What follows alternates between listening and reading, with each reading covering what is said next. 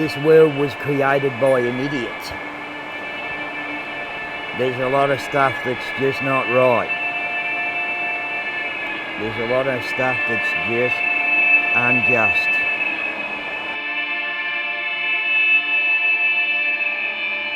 People wonder why people are what they are or become what they are without knowing who they are or what's happened to them.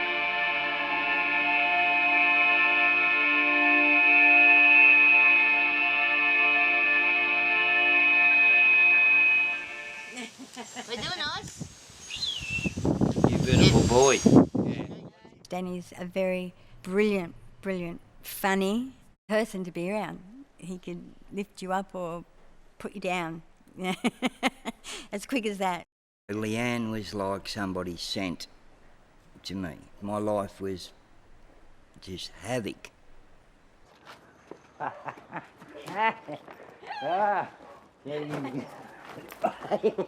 The moment I knew that this story could be a feature film was when I realised that it was a story of love.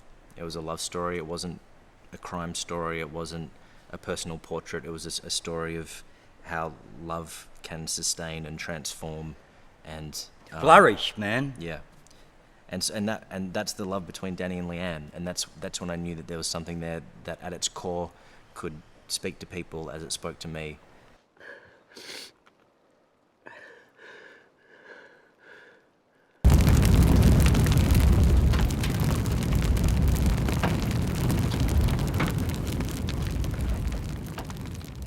It's a very archetypal story. It's a man released from prison, trying to go straight, being reunited with the woman he loves, and inevitably outside forces come into play that sort of unpick that brief, those brief moments of security and joy that he could glean from freedom.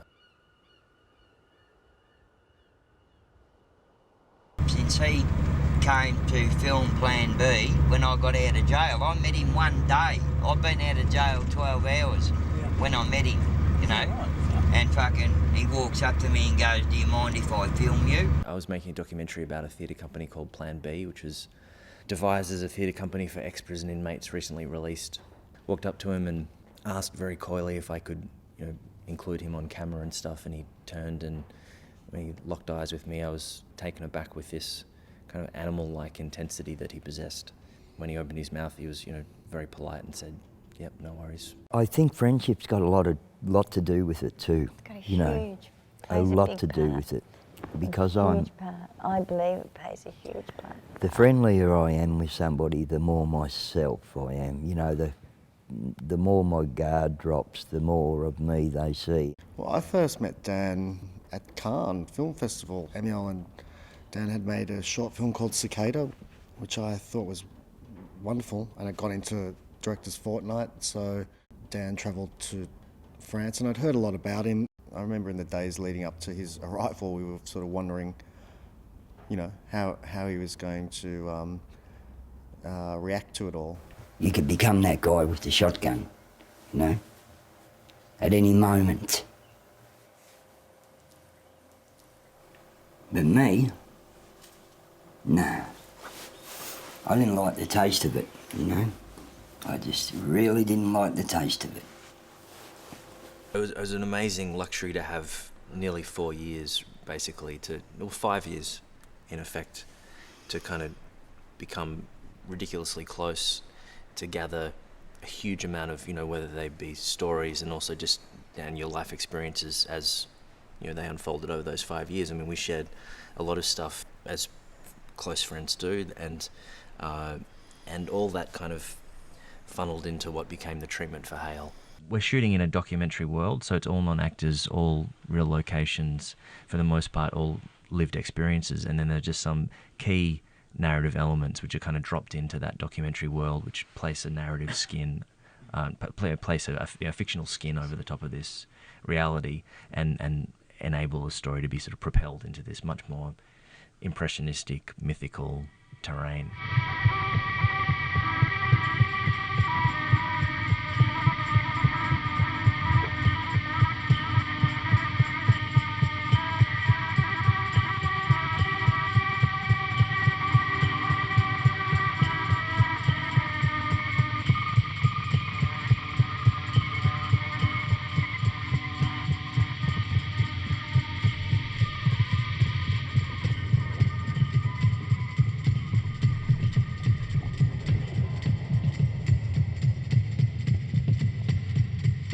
was thinking of ways that I could sort of escape from melodically based stuff, and a lot of the stuff I do is kind of drone based. I've always worked with sound and using textures of sound and collaging things together, so that's kind of natural to me, but I thought I'd sort of go to the extreme end of that and try and take as much melody out of what I'm doing as I can,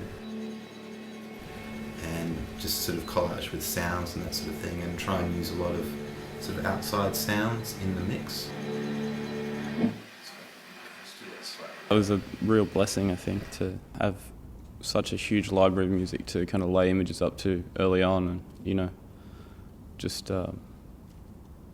yeah, it kind of set a tone really early on. Like, we kind of, well, it gave me a really clear indication of, you know, where the film was going to sit in a lot of ways.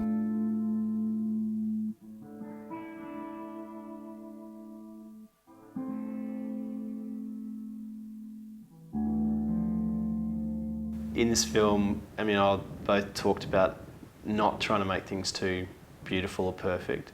He was very clear on wanted a certain blandness to a lot of the locations, and not to really feel like they in any way were kind of too overly considered. Which is I guess a lot of the approach for the whole film in general is to make it really feel like these are things you could just happen upon.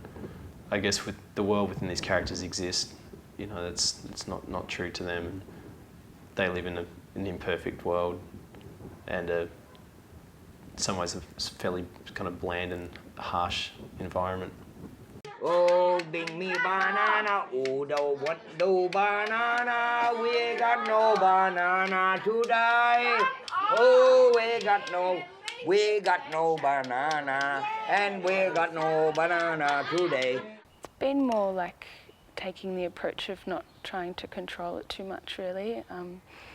With their flat especially, it's more just trying to be more selective with what goes in there, and yeah, like tweaking it a little bit, but ultimately like letting Leanne kind of put her sort of touch over everything, and I think that keeps the authenticity as well, and also allows for them to be comfortable, because it is their, you know, it is their space.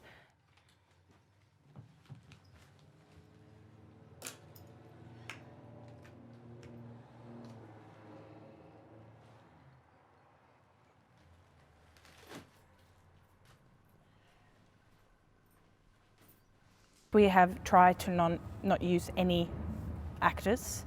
We started out with a big team of casting scouts that went on the streets of Melbourne all over and just stopped people that they kind of thought fitted the brief of each character. We don't choose the people from so much their look, we choose the people after their life experience and who they are. So once they come in for the casting rehearsal or casting session, it's more, rather than rehearsing the scene, we have been just getting to know them and who they are. So it's almost their life story has created the role, and the role hasn't created them. Right? Oh, so I know his number. I'll be able to give you someone's number, you might be able to get on contact through. Right. Sorry mate, I just don't want that. Yeah, right. I just want his number. 0422 718 971. Yeah, you're looking for him, mate. You're looking for him, we've got nothing to do with him. Right. A lot of these people have had a pretty hard road in life anyway, and so a film crew has probably been the least sort of taxing thing that's happened to them in their lives. You know, a lot of the characters have spent time in jail, and I think, you know, in some ways, yeah, we're not too much of a threat to them. We're dealing with a world where literally during the shoot, one of our locations, there was an attempted murder that happened during our shoot. You're dealing with a world that is like A real world.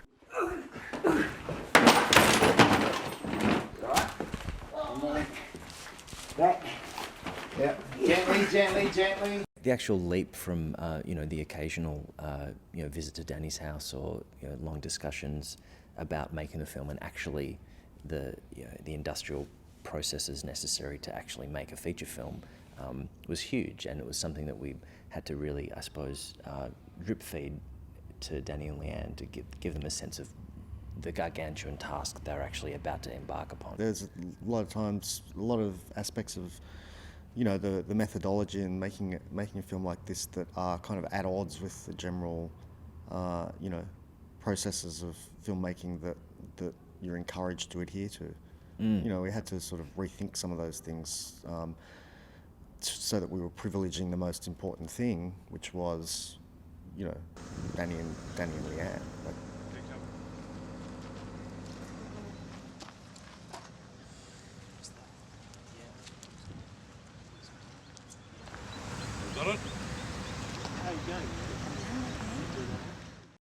It's interesting to take two people's lives and impose certain moments that are absolutely outside of their experience, and yet still expect those two people to not only film those scenes in the house they actually live in, opposite the person they love and live with, surrounded by their friends and family, and not expect there to be sort of at times, I suppose, a bit of slippage or a bit of you know, some tension and some confusion. And I suppose the biggest thing that I asked of Danny and Leanne was to embrace that confusion and not knowing what was going to occur necessarily, and just to have faith in the process, which, you know, I was equally at times. It was, you know, it was a huge experiment for me and for all of us.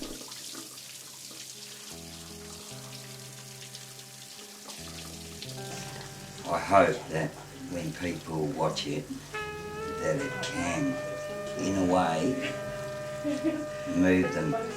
And even if it moves them a degree and makes them think a little bit, if they travel far enough, they're going to be a long way from where they fucking started. A long way.